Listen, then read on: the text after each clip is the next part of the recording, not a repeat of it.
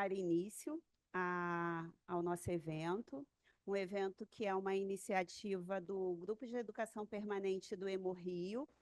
Esse evento está sendo realizado em alusão ao Dia da Consciência Negra, com o objetivo da conscientização sobre a doença falciforme e a saúde da população negra.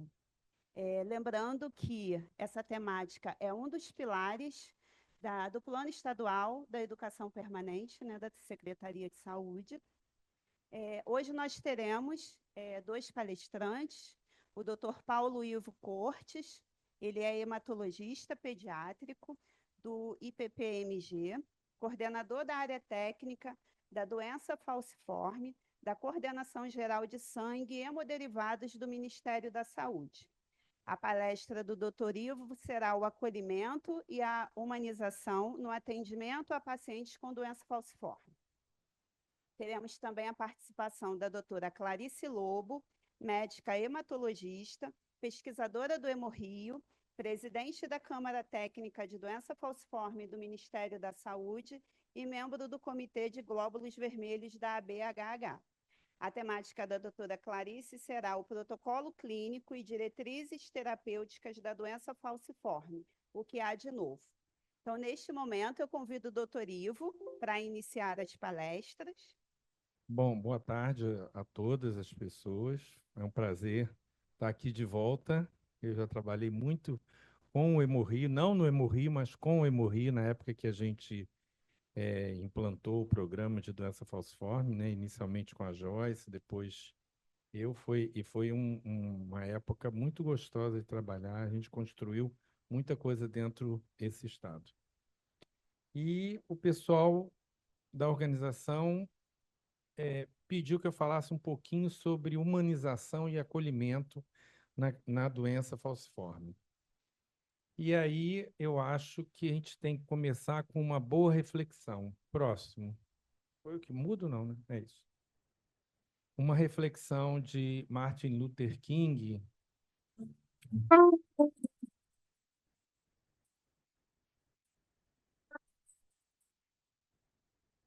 que fala... Peraí, eu tive meningite quando criança, gente. Eu tenho que primeiro ver direitinho, senão eu boto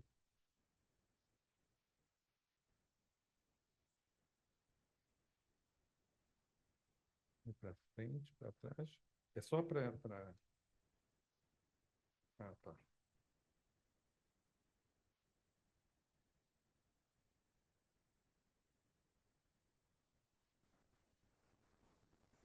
Tá. Então, uma reflexão de Luther King que fala sobre o silêncio da gente, quando a gente não se manifesta quando vê uma coisa errada. Ele é muito pior do que as ações más das pessoas más, porque essas a gente conhece, sabe que são más e que vão ter ações más. Mas as pessoas boas ficarem caladas frente às questões erradas, isso incomoda muito mais. Então, essa é uma fala de Luther King que a gente tem que se arrepender nesta geração, nem tanto pelas más ações de pessoas más, mas pelo silêncio assustador de pessoas boas. Esses são meus conflitos de interesse. Amo minha profissão, cuido dos meus pacientes e quero o melhor para eles. Não tenho mais nenhum outro conflito, não estou na indústria farmacêutica, não estou em lugar nenhum, não faço pesquisa para nenhuma indústria, trabalho para eles.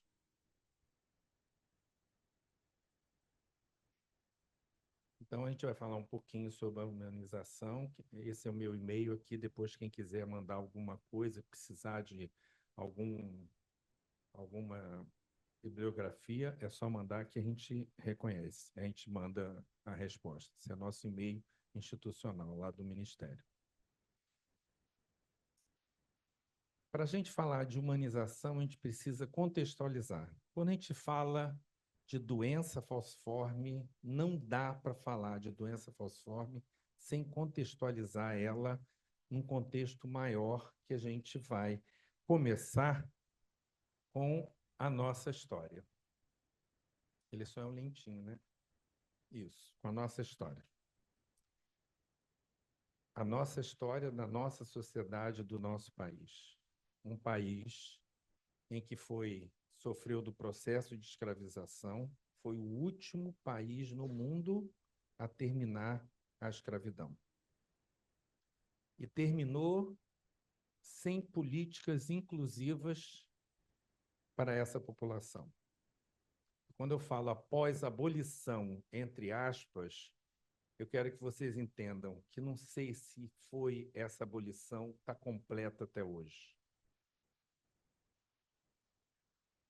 Com uma política de branqueamento, que eu vou explicar um pouquinho mais para frente, e que levou a preconceitos, estereótipos, racista, o próprio racismo, a discriminação racial, levando à exclusão social, muitas vezes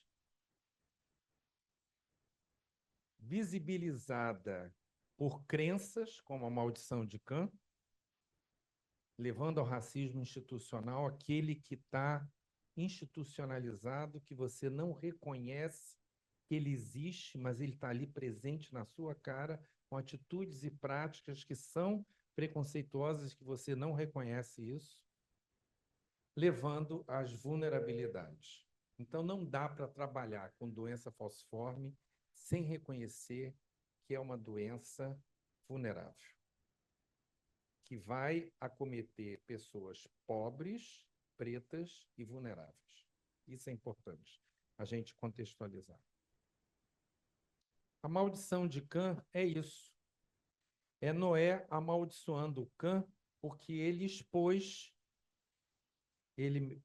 o Noé, após uma bebedeira, expôs ele em público.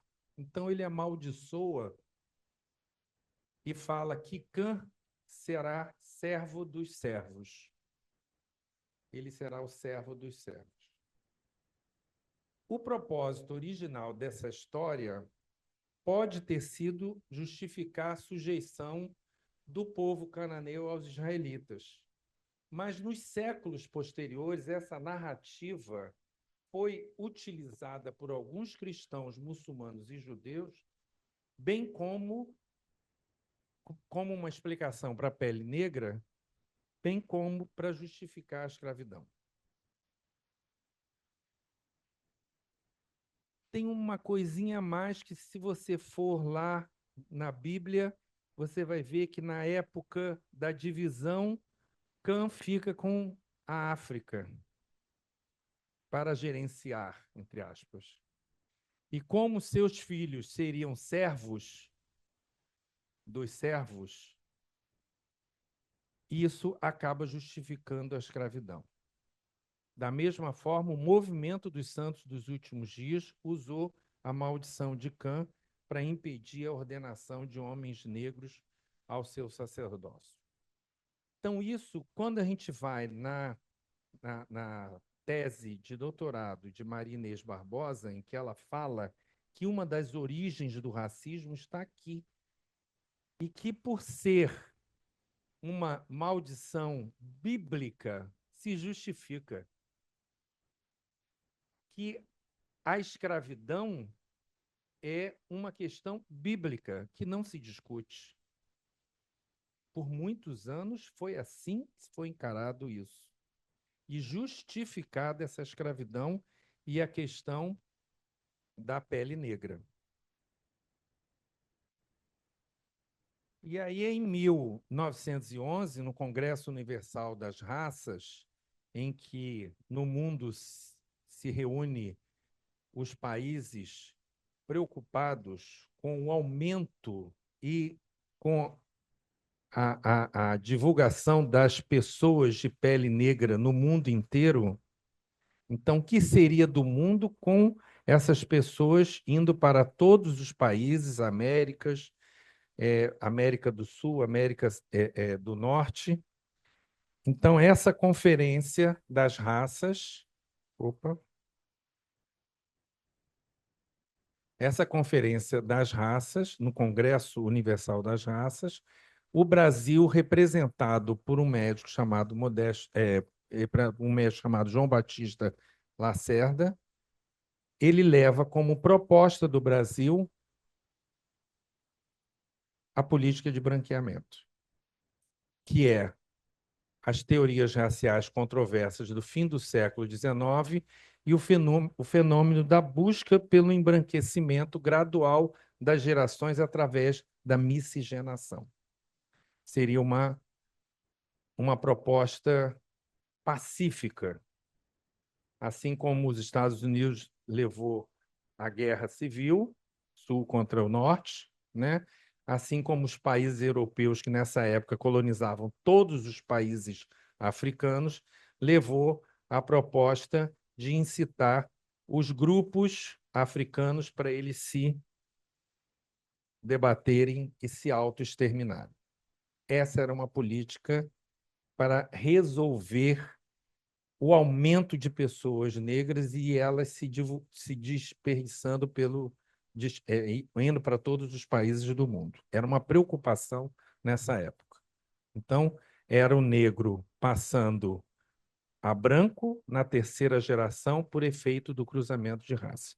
E é interessante, se a gente olhar aquele afresco que foi pintado por Modesto Brocos, um espanhol, em 1852, vocês vejam que coisa interessante. A avó negra em pé, olhando para os céus, como se estivesse agradecendo pela graça do seu neto ser branco, que está na mão da sua filha, que é mestiça, ela no chão de barro, a sua filha já começando a botar os pezinhos na parte calçada e o seu marido colono, imigrante, calçado e com os pés em cima do calçamento, mostrando a evolução social da sociedade naquela época e ela agradecendo essa dádiva dos céus, que é a redenção de Cã. Redenção de Cã, porque a maldição era que todos os seus filhos fossem escravizados, pretos e escravizados. E a redenção seria embranquecer, e aí não ser mais escravo. Essa é uma fala da professora Maria Inês Barbosa, em que a doença falciforme é uma doença genética que, obviamente, vai ter suas singularidades do ponto de vista genético, mas, além disso, é importante a gente reconhecer que as condições de vida podem gerar diferenças no processo de adoecimento, cura e morte. Então, a consolidação do SUS só será efetivamente realidade, quando essa política for acessível a todos os brasileiros e brasileiras, considerando essas singularidades, não só do ponto de vista genético, mas do ponto de vista de acesso social, de diferenças de vulnerabilidade que podem modificar esse processo de adoecimento. Essa é uma fala que é importante a gente entender, porque também contextualiza essa questão da humanização. Está numa coletânea de livros de ciência e saúde coletiva que fala sobre humanidades e medicina. Na cultura ocidental moderna, a medicina se desenvolveu a partir de um modelo científico positivista que afasta o sentir e o saber e separa os domínios físico e abstrato do existir humano, enfatizando a dimensão biológica. A gente segmentou o ser humano. Ele é tratado por várias pessoas por segmentos. E muitas vezes a saúde mental, os sentimentos, eles são colocados de lado como se isso fosse menos importante no contexto da saúde do ser humano. E isso é a medicina nova, é a segmentação cada vez mais a gente segmenta, né? Hoje a gente tem ortopedista que só faz mão, que só faz pé, que só faz braço, né? Daqui a pouco, a gente vai ter hematologista que só faz, que é leucemiólogo e anemiólogo, né? Porque já tem. Não, já tem. Que se você olhar nessas clínicas privadas, a maioria dos hematologistas só olham o lado oncológico e acaba deixando de lado o lado benigno, porque talvez não dê muita importância, né? Então, é a coisa da segmentação. Esse é um depoimento de uma mãe, não sei se vocês sabem, eu fiz pós-graduação na Escola de Enfermagem Ana Nery, eu fiz terapia floral, então eu sou um terapeuta floral, fiz para me conhecer um pouco mais, conhecer um pouco mais da minha medicina e a importância disso no contexto do meu praticar, né? E o meu TCC foi uma fórmula de autocuidado para a doença falciforme.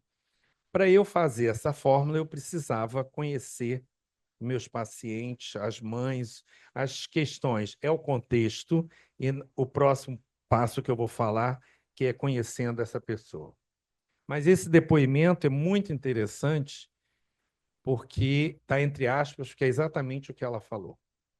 Quando cheguei na emergência com meu filho com febre, o doutor nem me deu boa tarde. Foi logo perguntando o que eu estava fazendo ali.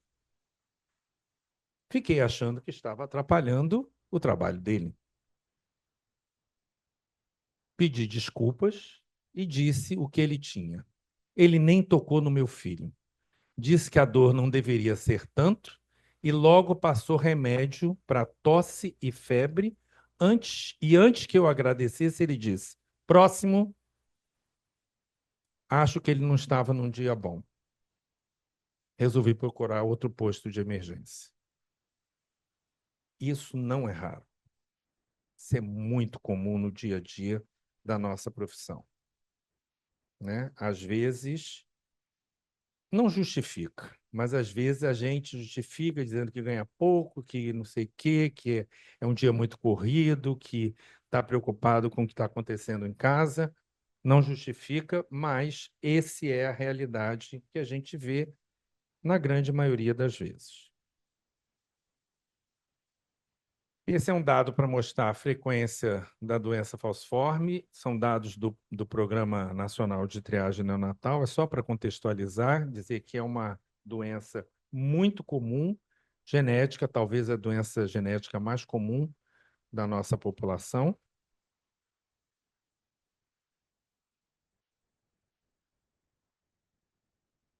Uma doença que tem uma letalidade alta quando você não tem cuidados de saúde, seja na mulher gestante com doença falciforme durante o parto, seja na criança até 5 anos, isso são dados também do Ministério. Esse é um dado, um artigo sobre qualidade de vida, em que mostra que a qualidade de vida nessas pessoas, ela tem um impacto significativo as crises de dores, as internações, as transfusões, outras morbidades, mas a baixa renda, o desemprego e o impedimento do trabalho também afeta a qualidade de vida dessas pessoas. Esse é trabalho só com adulto. E tem um outro que eu acho, se não me engano, é da Maristela daqui, se não me engano, eu acho que esse, que foi qualidade de vida com crianças, e que os resultados não são muito diferentes, né? A doença falciforme tem um impacto negativo nos aspectos físicos, sociais, emocionais, escolares, e a crise de dor tem um impacto significativo na qualidade de vida dessas crianças, principalmente com a ausência das escolas e até o absenteísmo também já do trabalho, porque a gente já pega aqui alguns adolescentes. Depois de contextualizar, é importante a gente conceitualizar alguma coisa e aprender alguns conceitos que a gente fala assim, sem saber o que está falando e sem entender o que é aquele conceito, que eu acho que é importante. Eu não botei todos, eu botei aqueles que são mais importantes para a gente poder discutir isso nessa questão relacionada com a doença falciforme. Então, o racismo é a atribuição de estatutos intelectuais inferiores e superiores a grupos humanos étnicos específicos. Essa ideologia continua influenciando práticas sociais e, para isso, não é necessário destreza ou domínio científico ou retórico dos teoremas sociais. Basta uma prática baseada em critério puramente racial e que tenha como finalidade ou efeito violar direitos humanos e coletivos. Isso é o racismo, que está no dia a dia da nossa vida, que a maioria das pessoas fala que não existe. E aí a gente pergunta, onde está o racismo? Onde está o nosso racismo? Porque a gente tem racismo. Às vezes, em atitudes extremamente leves, né? Mas são, às vezes, atitudes muito preconceituosas. Esses textos que eu estou mostrando foi um texto que a gente utilizou na época do Seminário Nacional de Saúde da População Negra. Foi feito pela Alba Figueroa, que é uma socióloga muito boa. O racismo institucional, ele extrapola as relações interpessoais e ocorre a revelia de boas intenções individuais, implicando o comprometimento dos resultados de planos e metas de instituições, gestões administrativas e de governo. Pode estar embutido em decisões políticas, leis, medidas e outros expedientes que denotam discriminação resultante de preconceito inconsciente, desinformação, falta de atenção, aplicação de estereótipos racistas com o segmento da nossa sociedade. Ele está institucionalizado muitas vezes por políticas, leis, portarias que dizem que tem que ser assim. É muito interessante que, há muitos anos atrás, quando a gente discutiu a questão da mortalidade infantil e a gente discutiu as ações básicas de saúde, quando a gente discutiu o programa de combate à hipertensão arterial, não se via as diferenças raciais. Então, o programa de hipertensão arterial fala que a partir de tantos anos você deve monitorizar a pressão arterial de tantos e tantos tempos.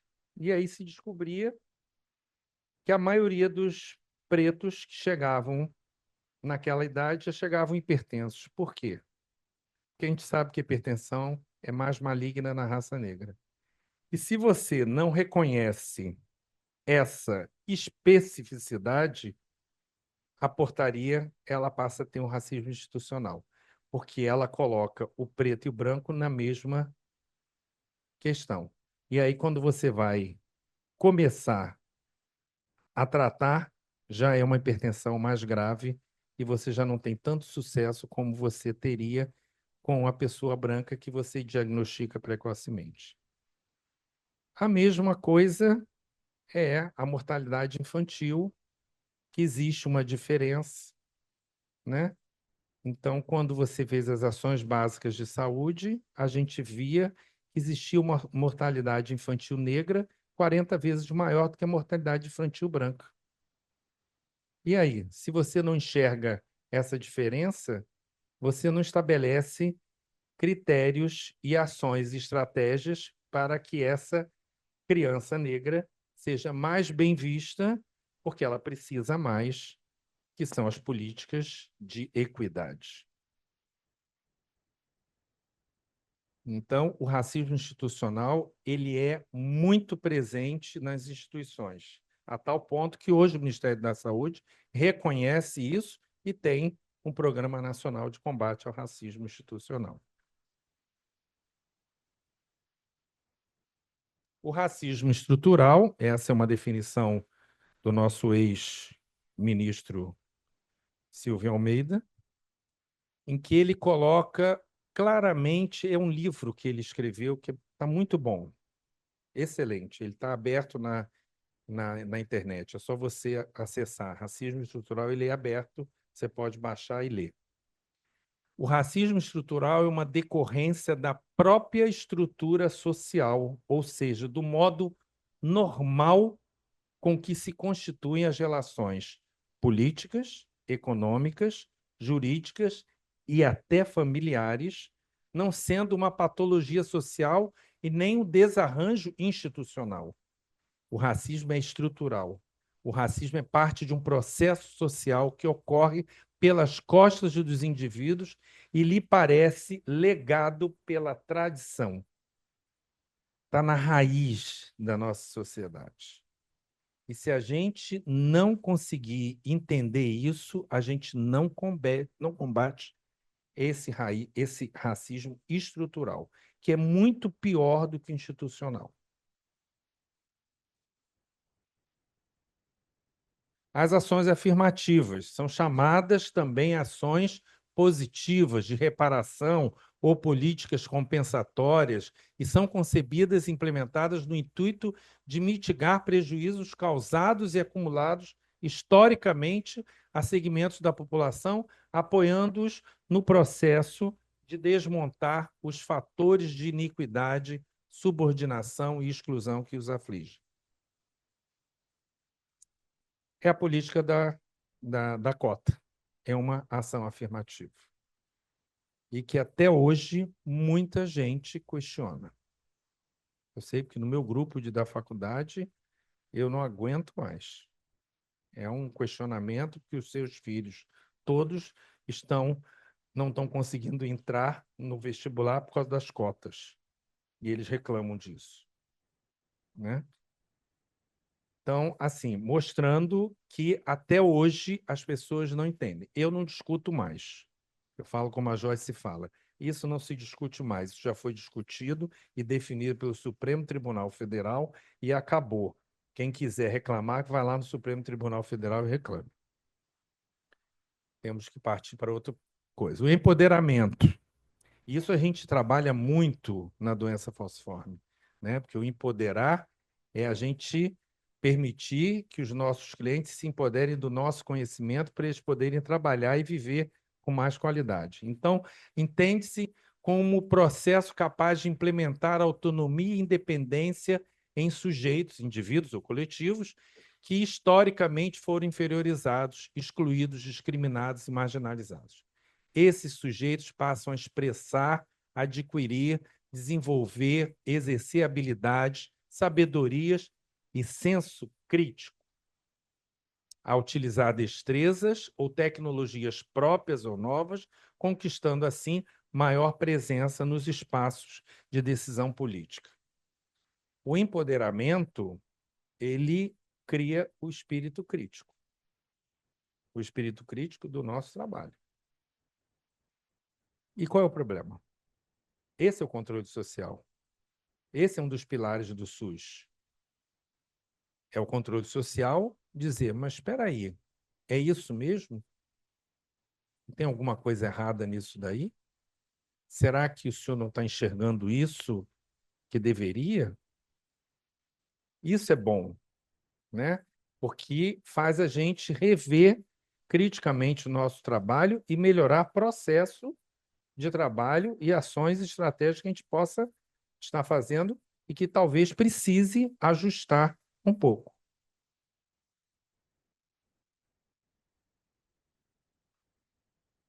Esse é um artigo publicado e adaptado por Câmara Jones. É um artigo muito bom.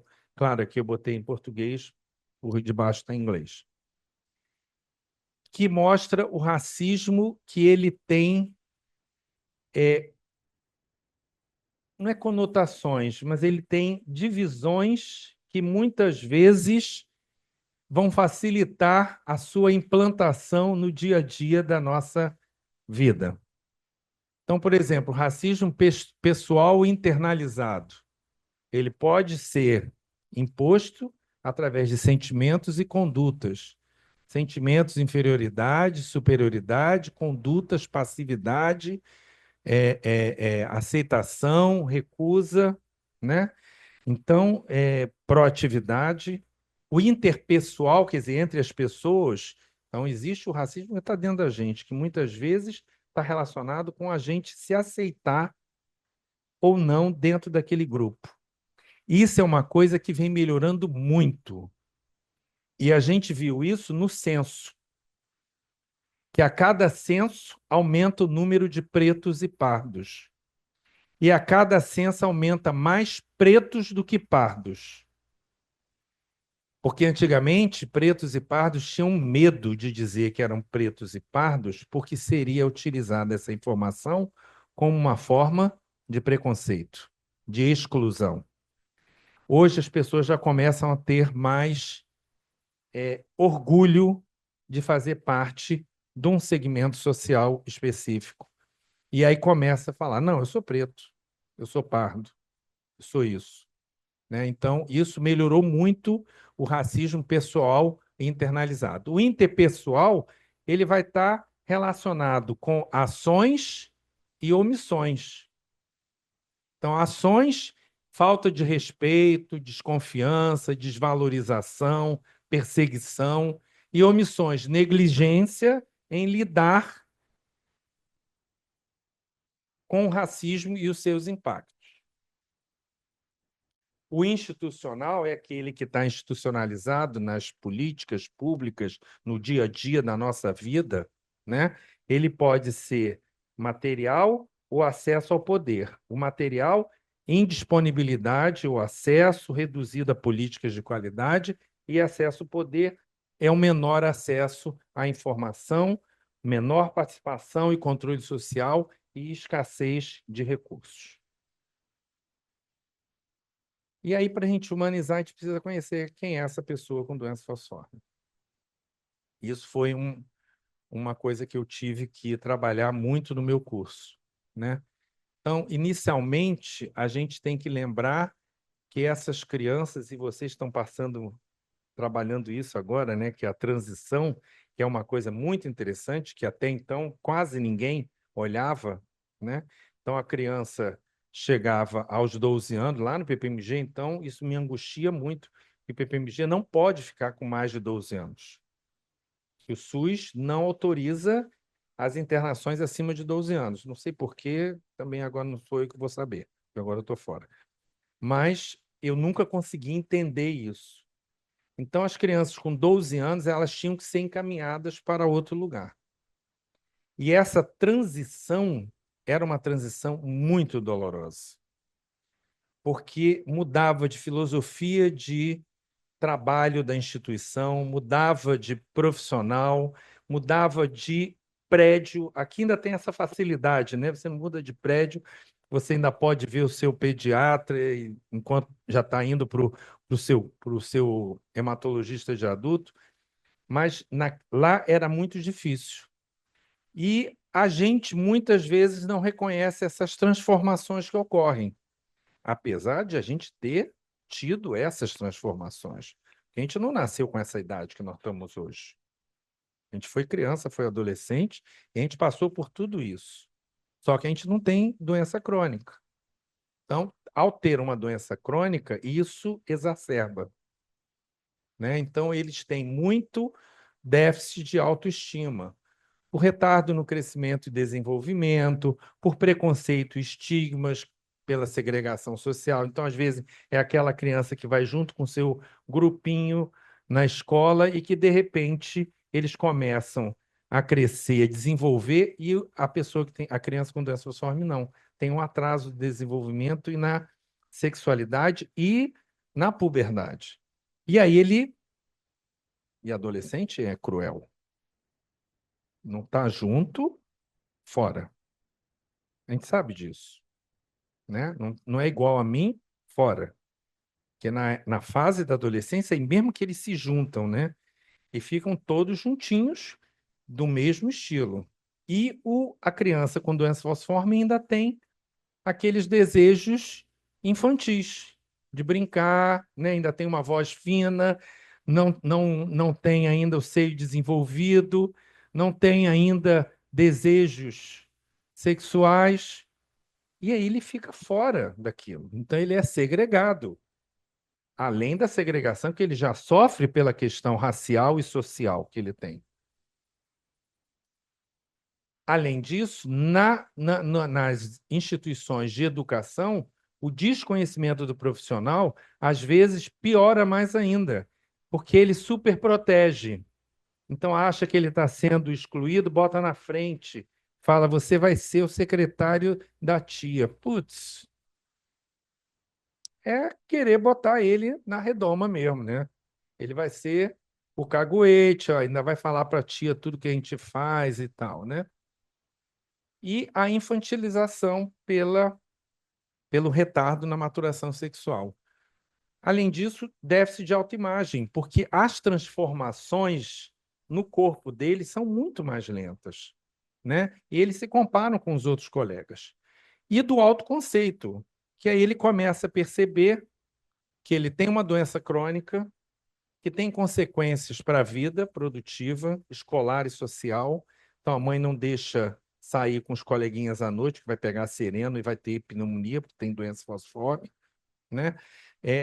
A escola, ele tem crise de dor, aí ele fica em casa, perde o ano, porque o professor não reconhece essa falta e não dá aulas a mais. E quando ele não chega no ambulatório e descobre que o coleguinha morreu da doença. Então, risco para morte precoce. Isso são distúrbios de autoconceito. Imagina isso tudo na cabeça de uma criança, que você está mudando ele de médico. Que era o pediatra que fazia assim, que chamava de tia, tio, né? E aí vai para o ambulatório que fala: seu fulaninho, é chamado assim, seu fulaninho, por favor, pode entrar, né? E muitas vezes chega na emergência, se está lúcido, é sem pai, sem mãe, que já é adulto, e vai para a emergência. Então, isso dificulta muito essa questão.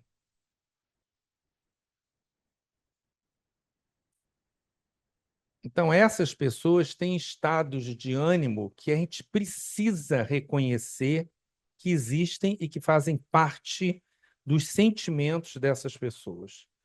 Primeiro, medo e insegurança, desconhecimento da doença. É muito difícil. Eu sei porque hoje eu tenho uma doença crônica. Quando eu descobri que eu era diabético, eu fiquei com medo. Até porque eu fui no meu médico falou assim: qual é a sua proposta? Ficar na máquina da insuficiência renal, ficar cego com um buraco no meio do pé. Opa! E eu falei assim: Jesus. E aí eu sou médico, você vê realmente, né? Pode ter cometimento grave, pode ter insuficiência renal, se não morrer de infarto, né? Então, o medo existe, é a paura.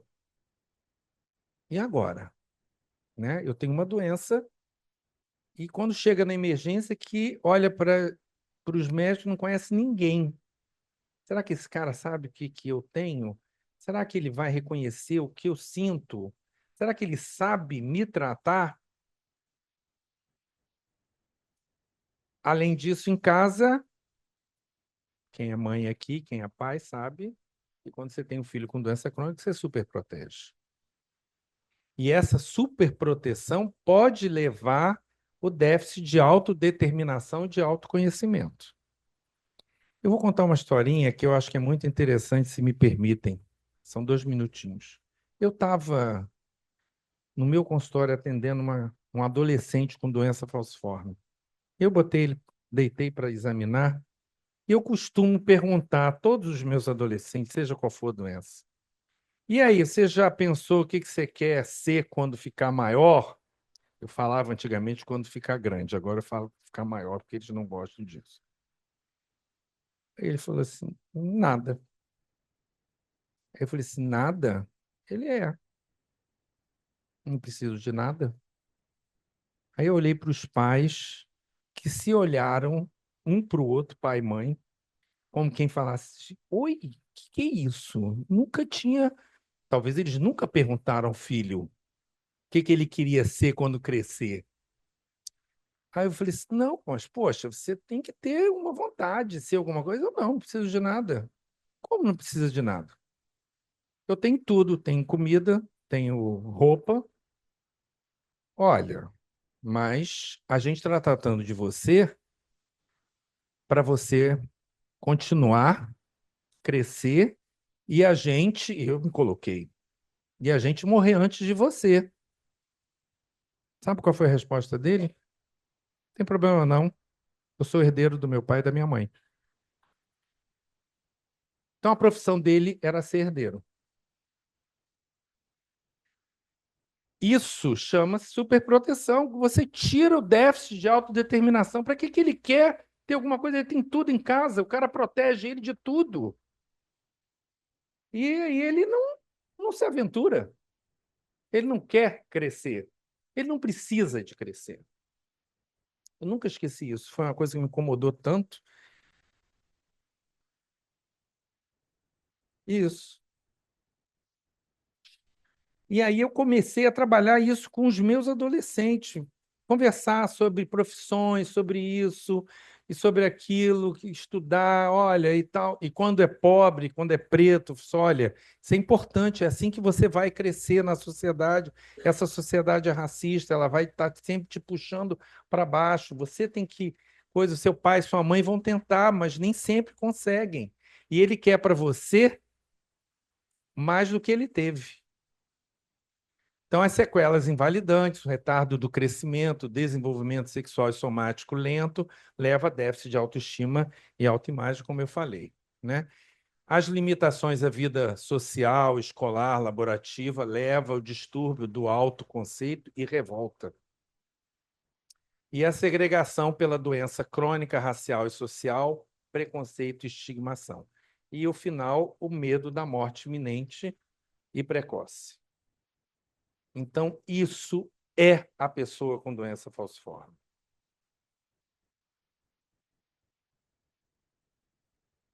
Então, quando temos crise aguda, todos nós sentimos, quando a gente está com dor, a gente não fica bem, a gente não come, a gente não dorme direito, a gente fica irritada. Quando a gente tem uma dor aguda e que não é repetida, porque a gente não tem dor crônica, a gente fica chateado. Mas quando você tem isso que se repete, que vai num lugar que você não conhece ninguém, a hostilidade, a descrença do tratamento vai ser muito importante. Então, essa humanização e acolhimento é fundamental que ele reconheça que determinadas atitudes e ações estão mostrando para ele ali que a coisa pode melhorar, que ele vai ser tratado, que a gente sabe o que está fazendo. E eu costumo falar que acolhimento numa emergência, muitas vezes transferir é acolher, que você viu o seu limite e você vai transferir para uma unidade e vai falar, olha, aqui eu não tenho isso, mas eu estou transferindo você para uma unidade que tem, que você precisa e que você vai ser atendido melhor. O cara falou, pô, o cara reconheceu o que eu estou precisando, já tô no caminho. É necessário entender a pessoa que sente dor. Por que eu falo de dor? Porque é o sintoma mais comum da doença falciforme. É a primeira causa de procura nas emergências. É o que vai levar ele à procura de um atendimento médico. Não vai matar. Como a Clarice sempre fala, a crise álgica não mata, mas ela é um marcador de morte precoce. Então, quem tem muita crise álgica está na fila. Provavelmente vai ter alguma intercorrência mais grave e vai morrer precocemente. Então, é importante a gente entender isso. Essa é uma fala da Cecília Isidoro que eu gosto muito. A dor tem importante função no organismo, soando como um alarme de que alguma estrutura do corpo está sendo afetada por algo. É um sinal de alerta. como uma impressão digital, ela possui características singulares, manifestando-se de maneira diferenciada em cada pessoa. Isso independe de causa comum relacionada a uma determinada doença. Eu quero dizer que a dor é como uma impressão digital. Cada um tem a sua dor e é diferente do coleguinha. Isso é um dos pilares do tratamento da analgesia. Você tem diretrizes, mas você não tem uma fórmula que para todo mundo vai ser igual. A gente vai ter diretrizes, que a gente vai, com essas diretrizes, estabelecer um protocolo para cada pessoa. E quando a gente discute no período de interconsulta, quer dizer, aliás, no período intercrítico, entre uma crise e outra, na consulta, a gente discute e ajusta a- as questões finas desse protocolo de dor de cada pessoa. Que cada um vai saber, como diz Caetano, cada um vai saber a dor e a delícia de ser o que é, né? E a gente vem cada vez mais trabalhando esse conceito de dor total, né? Que é um conceito que exige de nós, profissionais de saúde, um olhar multidimensional, levando em conta aspectos outros além dos físicos, né? Como emocionais, espirituais, os físicos também, raciais, sociais da pessoa com dor. No atendimento da pessoa com dor, o profissional deve ter a compreensão desse fenômeno para além dos aspectos físicos.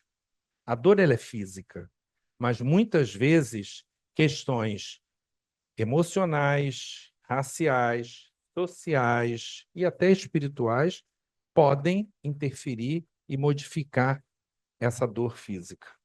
E se você não entende isso, você não consegue tratar de forma adequada. E lembrar que a gente trata uma pessoa com doença falciforme, que como todos nós aqui temos desejos e sonhos, não igual o meu coleguinha que não precisa ter nada, né? Ele já está com tudo em casa, está tudo resolvido, ele não tem sonho. Mas isso não é o dia a dia. Todos nós temos desejos, sonhos, de ter uma educação, de ser inserido no mercado de trabalho, de ter direito à previdência quando ficar doente, de ter direito a respeito à sua cultura, de ter direito a amar, de constituir família, de ter sua religiosidade respeitada e aceita, de ter direito a fazer esporte. Cada vez mais a gente está perdendo aquela fala que a gente aprendeu lá atrás, que doença Alzheimer não pode fazer esporte em hipótese alguma. Não é bem assim. Tem também diretrizes para isso, que cada vez mais a gente descobre que o exercício ele é fundamental para a qualidade de vida de todos nós e deles também. Mas tem que ter regras, tem que estabelecer diretrizes, número de vezes, intensidade, uma pessoa que possa coordenar isso e supervisionar. E qual é isso? Sei, desculpa esses 3 pontinhos, mas é porque houve uma desconfiguração, entendeu? Os pontinhos eram do lado ali, tá? Solucionando. Então,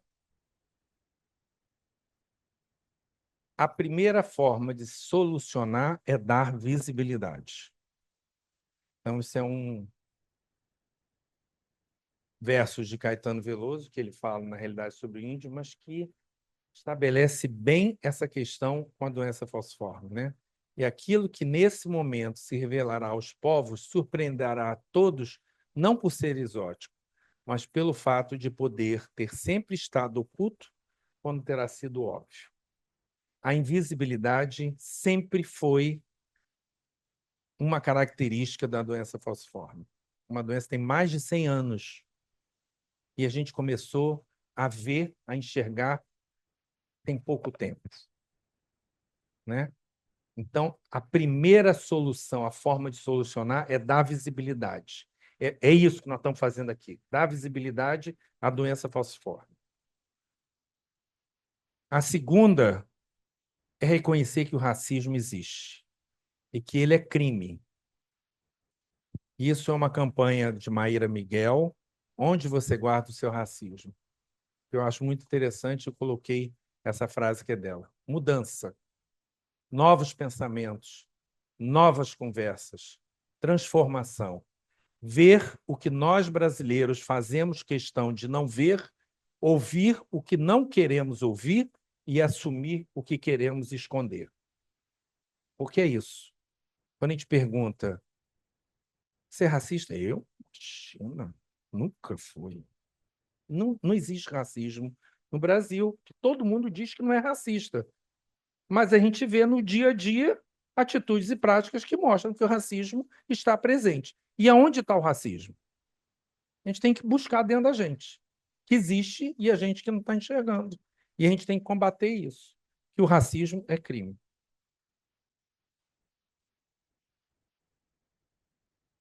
Essa também do mesmo grupo de temas de humanidades e ética em currículo médico da escola pública, né, no Distrito Federal, que ele fala: o médico que a sociedade necessita é um médico com sólida formação geral, formação básica profunda, treinamento nos diferentes níveis de atenção à saúde, elevada formação ética e humanista e que esteja apto a exercer sua profissão com responsabilidade social e competência técnica. Não basta só a competência técnica, tem que reconhecer a sua sociedade e se inserir nas lutas para melhorar a sua sociedade. É a filosofia do Ubuntu. A gente só é feliz quando todos são felizes. Né? Eu sou porque você é. E aí, aprender a relacionar-se. Né? O toque. A gente está perdendo isso na nossa prática do dia a dia. Examinar, postura, brincar no momento certo, mas ser sério no momento certo. Ser solidário no momento de sofrimento. Você não pode, no momento de sofrimento, brincar, porque você não está reconhecendo o sofrimento. Apesar de você poder fazer isso com as melhores intenções, eu quero divertir, mas não é o momento de divertir. É um sofrimento, é uma angústia que aquela pessoa tem. Você tem que reconhecer que aquela angústia existe e você tem que estender a mão. Maturidade. Discernir o que é certo na hora certa. Cuidado para você não exagerar ou não deixar de incluir determinadas falas que são importantes. No outro dia, eu achei muito interessante que uma pessoa falou assim: foi num teatro que eu fui e alguém do lado falou assim, o cara falou assim: bom dia a todas. Não, foi boa noite, porque foi no teatro. Boa noite a todas, boa noite a todos e boa noite a todos. Aí a pessoa que estava do meu lado falou assim: que besteira. Eu não ia discutir naquilo na hora, porque era dentro de um teatro, mas me deu vontade de falar: querida, mesmo que você ache que seja uma besteira, é uma besteira você falar que é uma besteira, que isso é uma forma de inserção. Se você acha que não deve utilizar, não utilize. Mas dizer que isso não é válido é a forma de inserção que a pessoa achou que vale. Então, você, pelo menos, respeite a forma dela inserir as outras pessoas. Se você não quer inserir, não insere. Isso não é obrigado. Mas dizer que é uma besteira, né? Receptividade, compaixão. Isso foi uma coisa que talvez a gente perdeu nesses últimos anos, né? É a compaixão, que é a empatia. Muita gente perdeu um pouco essa empatia e não reconhecer as dificuldades dos outros e não reconhecer que um dia você pode passar pelas mesmas dificuldades. Então, você reconhecer e estender a mão é interessante, né? E a confiança. Estabelecer uma relação de confiança. que a relação de profissional de saúde com uma pessoa com doença crônica, ela passa por uma relação de confiança. E quando essa relação vai embora, está na hora de trocar mesmo, que não dá para você resgatar uma relação que perde essa confiança. Você pode até discutir um pouco mais e às vezes até se resgata, mas entender que a confiança tem que existir nessa relação. E a humanização na assistência, ela até pode passar por esse ambiente confortável para assistência, né, com ar-condicionado, palhacinho na porta, na emergência da pediatria, mas é mais importante o acolhimento dos profissionais, sem preconceitos, sem estigmas, esclarecendo as dúvidas, as angústias, as dificuldades de conviver, reconhecendo as especificidades e sentimentos, permitir o diálogo. É aquela que a mãe ia obrigar ele próximo, nem permitiu que ela desse o obrigado, né? E a democratização da linguagem. Isso na nossa área profissional de saúde, a gente tem que reconhecer que a gente tem que aprender a saber falar com os nossos pacientes. Eles não são obrigados a saber medicinês, enfermagenês, biologuês, nada disso. Não são obrigados, né? Se você fala e ele não entende, o problema é você. Você não está tendo uma linguagem democrática para ele entender o que você quer explicar. E isso é importante porque, senão, a gente pode passar por essa dificuldade aqui. Bom, já tiramos as roupas, já estou em cima de você. Quanto tempo falta para chegarmos ao orgasmo? Não faço ideia, mas agora sei porque a mamãe sempre tem dor de cabeça. Isso é dificuldade de comunicação, sem dúvida. Obviamente, falaram para ele que o sexo é ele ficar em cima da mulher para obter o orgasmo. Para ele, isso ficar em cima. E ela, tadinha, está ali entendendo por que que a mãe tem dor de cabeça. Então, a gente precisa entender que o nosso paciente, quando está doente, ele não está doente sozinho. Ele tem família. E que ele, quando está doente, ele vai passar por um estresse. Quem aqui não ficou doente e não ficou estressado, angustiado, ansioso? Se falar que não ficou, eu vou falar mentira, não ficou doente. A gente fica até com medo, né? Ultimamente, de vez em quando eu dou uma tossidinha, Ricardo fala assim: "Ih, tem que ver essa tosse." Sabe? Para com isso, né? A gente, quando ama, a gente quer ver o melhor para a pessoa que a gente ama. Vai passar por um ambiente adverso e vai sofrer manipulação. Ele sabe disso. Ele sabe que vai chegar na emergência, vai colher exame, vai fazer raio-x, vai futucar, vai pegar veia, né? Dentro daquele estresse todo. E, portanto, cria a insegurança e uma situação de risco.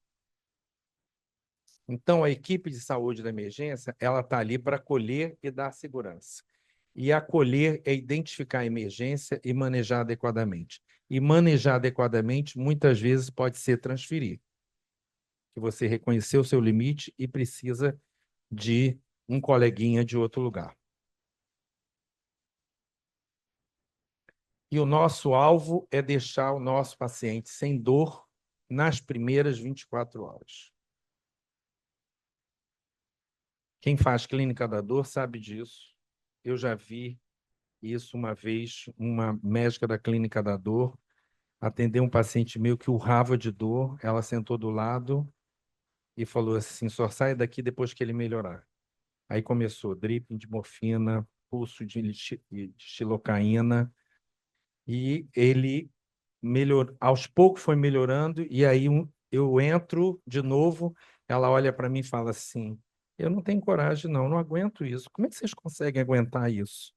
Ela estava chorando. "Eu não aguento ver um adolescente gritando de dor. Como é que vocês conseguem isso?" Alguém tem que fazer, né? Mas eu estou aqui também, junto contigo. Estou te apoiando também.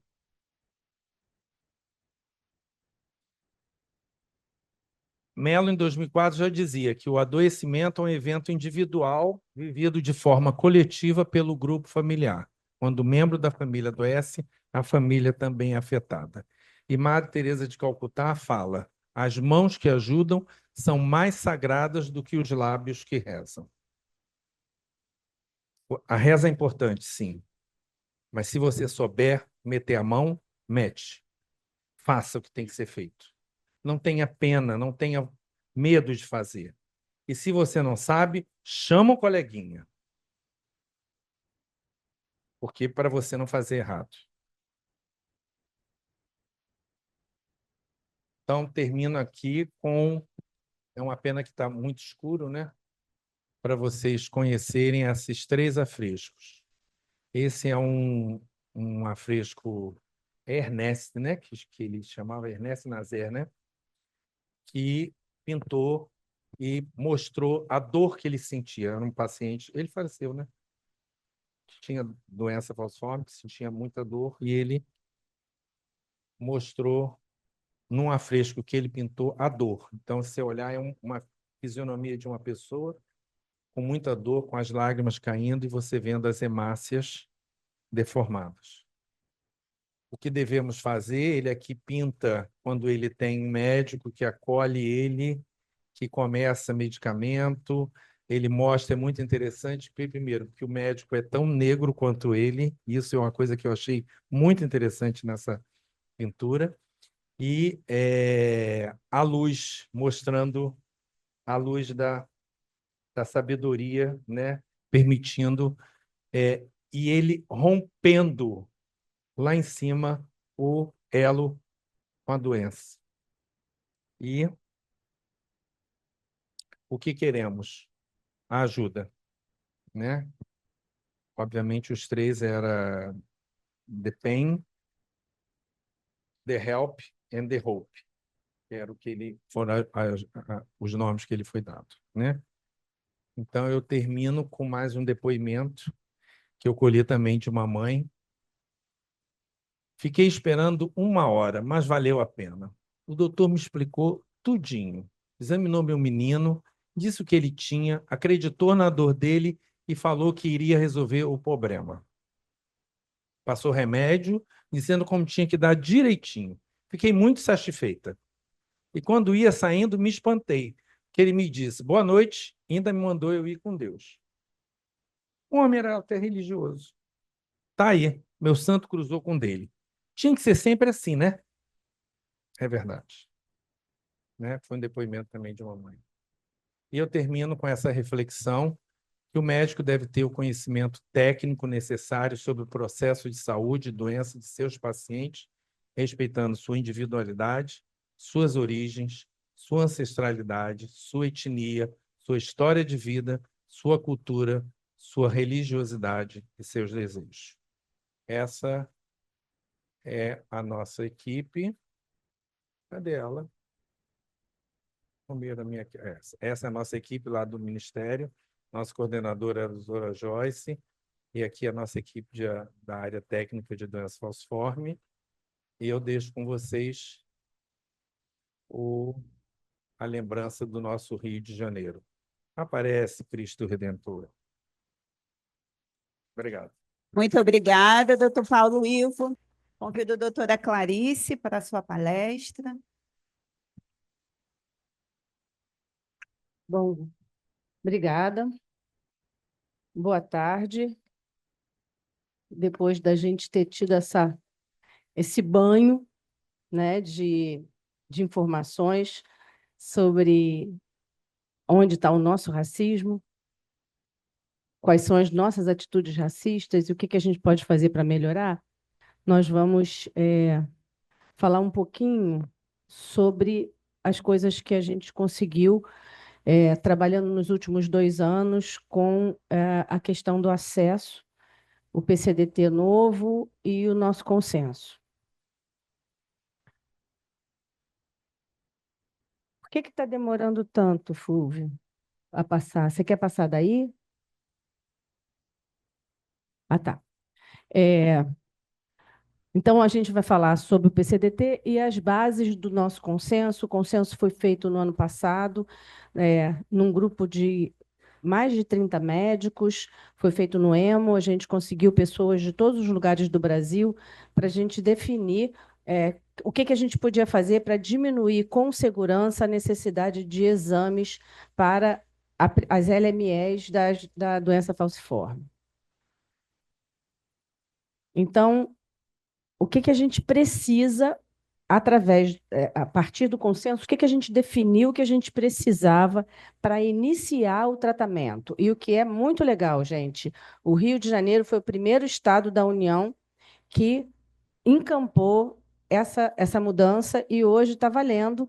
E eu posso agradecer de carteirinha a doutora Heloísa Miranda, que trabalhou muito junto à Secretaria Estadual de Saúde para conseguir convencê-los e mostrar, não é nem convencê-los, né, fazê-los entender da importância disso e da segurança que isso tinha para o paciente. Então, o que a gente precisa? A gente precisa mandar um relatório. O relatório tem que conter a indicação de uso de hidroxiureia, o hemograma dos últimos 3 meses, um exame diagnóstico, qualquer tipo de eletroforese, a partir do 6º mês de vida. Então, se eu estiver começando um remédio para o paciente aos 20 anos e ele tiver uma eletroforese de 1 ano de idade, serve essa eletroforese. Ele não precisa repetir esse exame. O teste de gravidez, que serve teste rápido, dos últimos 30 dias. Os resultados pertinentes à indicação. Então, se a indicação for lesão crônica de órgão por, vamos dizer, AVC, a gente tem que mandar, então, um laudo mostrando isso. O que seja da lesão crônica de órgão, LDH 2 vezes o normal, a gente vai mandar o resultado da LDH. Tá? E o que é mais importante, mais interessante? Para pacientes a partir de 9 meses de idade, SS e S-beta 0, a medicação está indicada para 100% dos pacientes. Não precisa ter indicação. E a partir dos 2 anos de idade, quando essa criança de 9 meses chegar aos 2 anos, ela também não precisa ter indicação. A indicação é ter doença falciforme. Ela não precisa criar um motivo, né? Então, SS, S-beta 0, SBD Punjab e S-beta com menos do que 10% de hemoglobina A. Para que a gente mantenha a dose, a criança ganhou peso, a gente mantém a dose, ou o adulto ganhou peso, a gente precisa dar o peso, a dose por quilo. Aí, nesse caso, eu não estou aumentando a dose por quilo, eu estou aumentando a dose geral porque a criança ganhou peso. Um resultado de hemograma dos últimos 6 meses, aí não precisa ser mais 3, e uma contagem de reticulócitos dos últimos 6 meses. Se nós estivermos escalonando a dose, aí eu preciso do peso, da dose por quilo nova que eu quero, do resultado do hemograma dos últimos 3 meses e do reticulócito do mesmo tempo. Né? Então, se eu estou subindo a dose, eu preciso ter um hemograma mais recente. Se eu estou mantendo a mesma dose 6 meses, é o suficiente. E isso aí foi uma contribuição importante do Dr. Paulo, que lembrou do paciente que está sendo reinserido no sistema. Então, o paciente estava usando hidroxiureia numa dose de 25 miligramas por quilo. Ontem, né, anterior a esse consenso, eu teria que recomeçar o remédio com a dose de 15 a 20 miligramas até chegar a 25. Agora, eu não preciso mais fazer isso, eu tenho que mandar o exame diagnóstico, e aí é importante que a gente entenda que o programa da LME não guarda a informação anterior. Então, a gente, no primeiro momento, pensou, poxa, mas para que eu preciso mandar uma LME se esse paciente já esteve no sistema? É porque na hora que ele para de pegar, ele não guarda aquela informação, o sistema não guarda a informação, não guarda o nome do paciente e a informação. Então, eu tenho que mandar de novo o diagnóstico, a eletroforese, de uma data depois dos 6 meses de vida, e eu não sei se todos aqui entendem que tem que ser depois dos 6 meses, porque até os 6 meses ele tem uma quantidade de hemoglobina fetal, que altera um pouquinho a eletroforese, então tem que ser após os 6 meses, tá? O peso, a dose por quilo, o resultado do hemograma e do reticulócito dos últimos 3 meses, e nós temos que deixar claro no relatório que esse paciente já esteve no sistema e que interrompeu por algum motivo. Pode ter interrompido por gestação, porque ele conseguiu comprar um tempo, que ele ganhou hidroxiureia e agora ele está voltando para o sistema. Não importa o motivo, ele já vai voltar com a dose certa, que era a dose dele, tá? E aí, isso foi o consenso. Existem 2 estados da União que já encamparam o consenso. Dos 2 estados foi um convencimento, né? O doutor Paulo fez esse convencimento num estado do norte e a doutora Heloísa aqui no Rio. Os outros colegas, na verdade, eles estão sentados em cima do consenso. Desculpe o termo, mas é isso.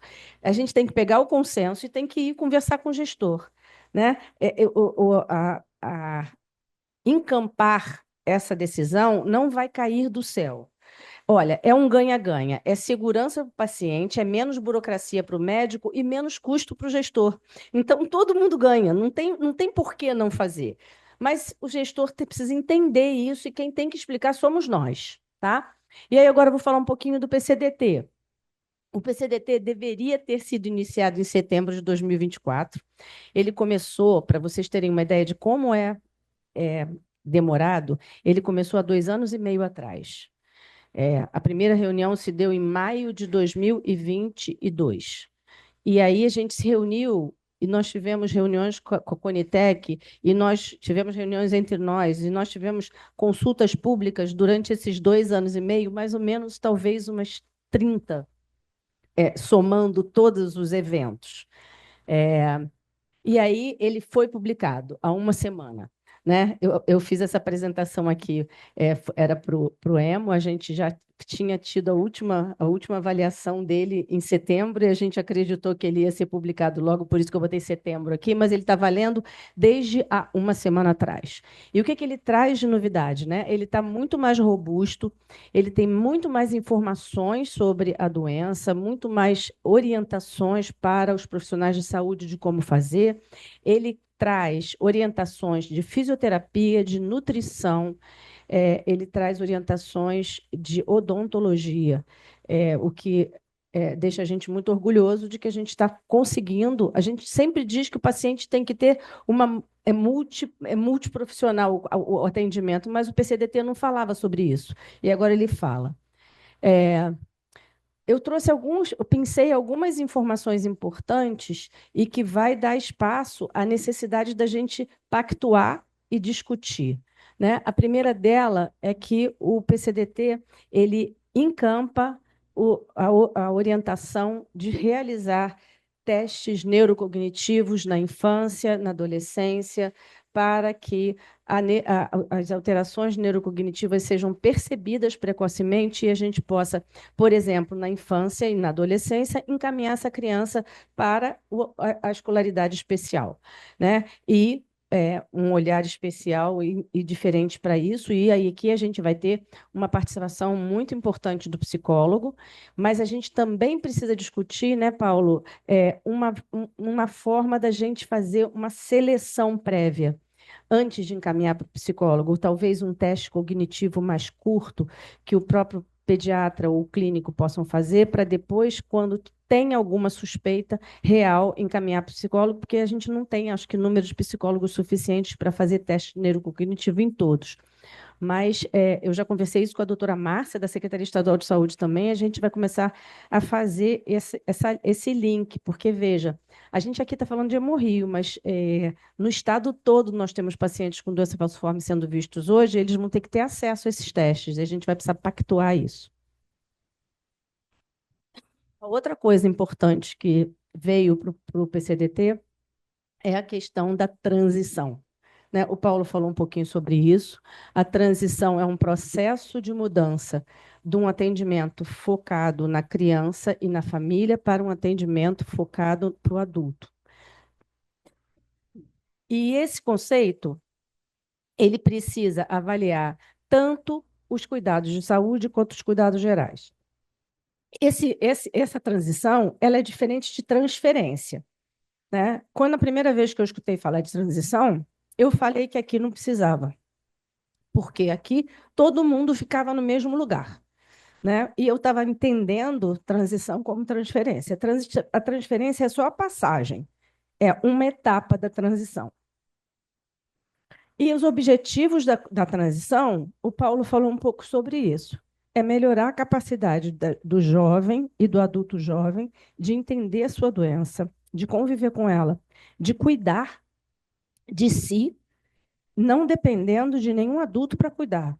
Né? Se a gente for começar a perguntar para o nosso adolescente como é que pega hidroxiureia, aonde que você colhe exame? Quando você passa mal, aonde você vai?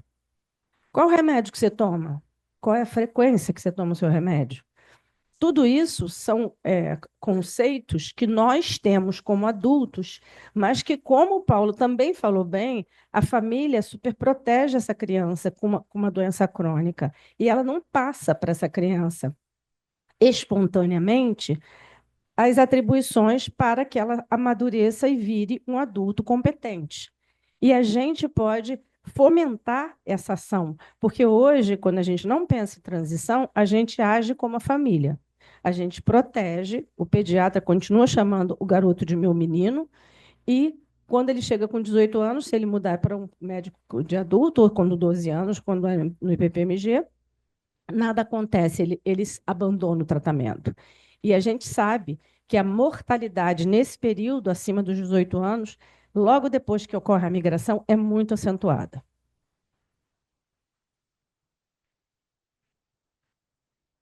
Isso que eu acabei de falar, né? E além da mortalidade aumentar, a gravidade da doença também aumenta na idade adulta. Então, esse indivíduo ele tem que ser orientado a isso tudo.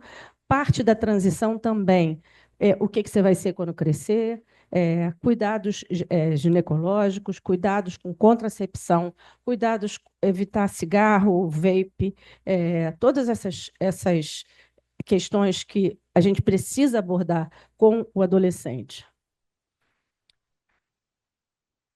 E existe uma linha do tempo sugerida para a transição. A transição deve começar aos 12 anos de idade.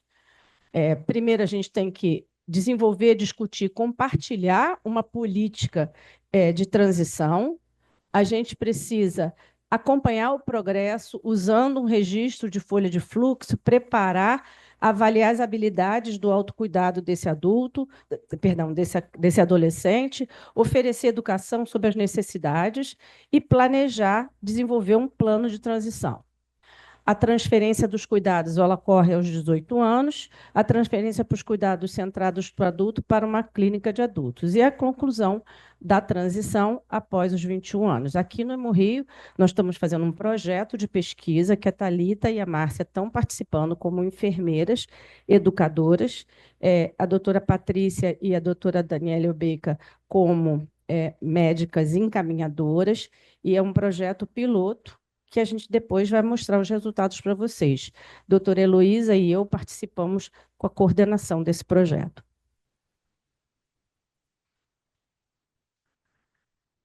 As novas incorporações medicamentosas.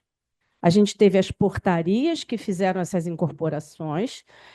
Essa portaria que a gente está colocando, ela incorpora a hidroxiureia de 100 miligramas a partir dos 9 meses e ela incorpora o consenso também. E aí, como recomendações para o tratamento, nós temos 3 recomendações mais importantes. Um é o acesso à eritropoetina. Né? A eritropoetina foi tentada já desde 2018, que a gente tentou encampar, a gente não conseguiu, e agora a gente conseguiu encampar. Para quem? Para pacientes acima de 18 anos, que tenham SS ou S-beta 0, que usem hidroxiureia, mas que não estejam conseguindo manter a hemoglobina ou acima de 8,5 ou que apresentam uma redução maior do que 1,5 gramas por decilitro, e se não conseguem manter essa hemoglobina sem transfusão. E outra situação também muito interessante que a gente conseguiu incluir foi a síndrome de hiperemólise. Na síndrome de hiperemólise, esse paciente não pode sofrer transfusão, a gente deve evitar a transfusão de uma forma muito importante, e a gente não tinha nenhuma medicação que a gente pudesse fazer para estimular a produção de hemoglobina. E a eritropoetina, como vocês sabem, é um estimulador da produção de hemoglobina que a gente passa a contar para esse paciente. A dose recomendada de eritropoetina é de 12.000 unidades, administradas a cada 4.000, quer dizer, 3 vezes por semana, via subcutânea. E aí, quando a gente diz que incorporou, significa que o SUS passa a fornecer.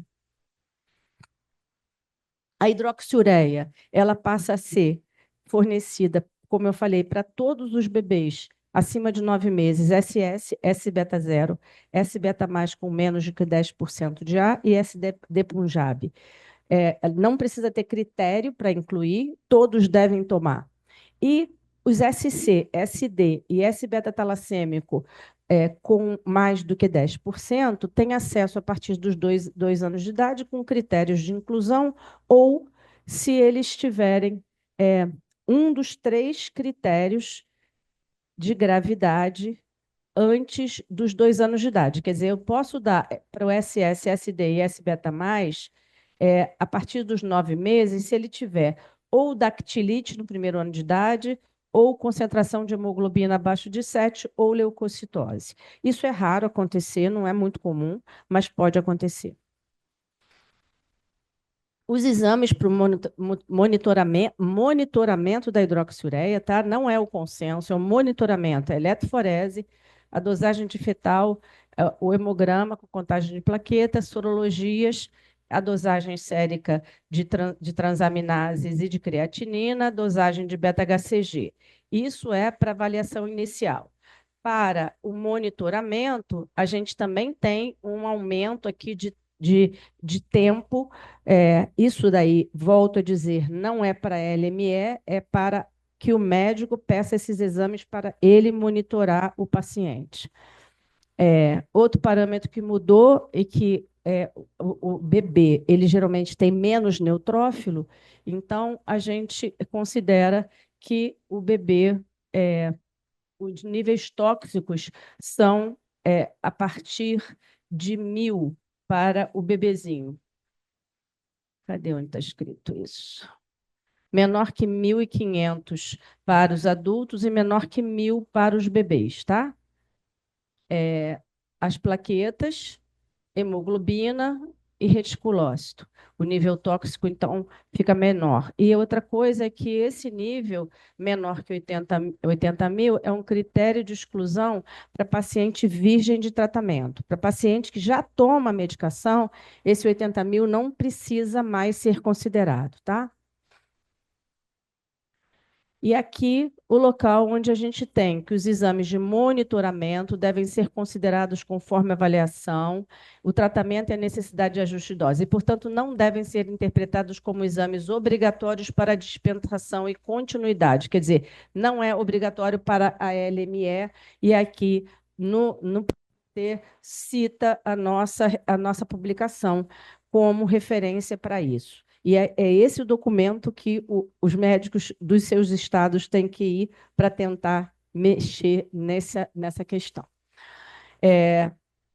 Ainda com a hidroxiureia, existe agora a formulação de 100 miligramas e o PCDT recomenda que crianças abaixo de 25 quilos utilizem essa apresentação de 100 miligramas.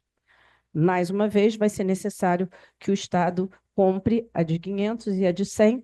Enquanto isso não acontecer, o PCDT também diz que você pode fazer a manipulação, né? Alguns estados têm políticas de manipulação. O estado do Rio de Janeiro não tem política de manipulação de medicamento. Então, o movimento social organizado e nós temos que pedir e tentar que a mamãe não precise ficar manipulando remédio de 500 miligramas, que vai desperdiçar um montão, porque com a criança pequenininha ela vai usar 100 miligramas, 150 miligramas e vai desperdiçar o restante. Aqui é a questão da hidroxiureia até 25 quilos, que eu já falei. E o transplante? O transplante ele passa a ser liberado o transplante aparentado de doador familiar HLA idêntico ou haploidêntico, ou seja, papai e mamãe passam a poder, papai, mamãe, tio, primos, passam a poder ser, até irmão que não seja idêntico, passam a poder ser doadores para essas pacientes. Lembrar que a gente precisa pedir o HLA dessas crianças SS, S beta 0, né? Então, esses pacientes têm que estar em uso de hidroxiureia, eles têm que ter SS ou S-beta-talassemia, apresentar pelo menos uma das condições que são as mesmas de antes, exceto que o moia-moia deixa de ser um critério de exclusão. Atualmente, no PCDT antigo, ele era um critério de exclusão, tem moia-moia não podia ser transplantado. E serão excluídos os pacientes com comorbidades que comprometam o resultado. A realização do HLA deve ser feita para todos a partir dos 5 anos, porque essa idade é a idade que mais define como uma idade que você já pode começar a pensar em transplante, tá? Bom, para finalizar, o que a gente ganhou, né? Hidroxiureia a partir de 9 meses para todos os SS, S-beta 0, SD Punjat e S-beta+, com menos de 10% de ar, independente de sintomas, até 25 quilos, recomendando-se o uso de hidroxiureia de 100, redução dos exames necessários para a solicitação, hidroxiureia liberada na amamentação, tá? A gente conseguiu encampar isso. O que a gente vai recomendar só é que a mamãe tome a hidroxiureia só amamente 3 horas depois. Existem estudos que mostram que, depois desse tempo, a quantidade de hidroxiureia no leite materno é muito, muito, muito micro. Então, ela não causa problemas para o bebê. A liberação da alfa-poetina na dose de 12.000, como a gente falou, isso aqui é um ganho bem importante. A liberação do transplante haploidêntico. Existe um medicamento que é muito utilizado no haploidêntico, que é o tiotepa, que não foi incluído, entretanto, já existem técnicas para você transplantar sem o tiotepa. Essas técnicas, o grupo de transplante está discutindo elas. E recomendação das estratégias na transição do cuidado ao longo da adolescência, visando diminuir a taxa de mortalidade no adulto jovem. E é isso. Obrigada.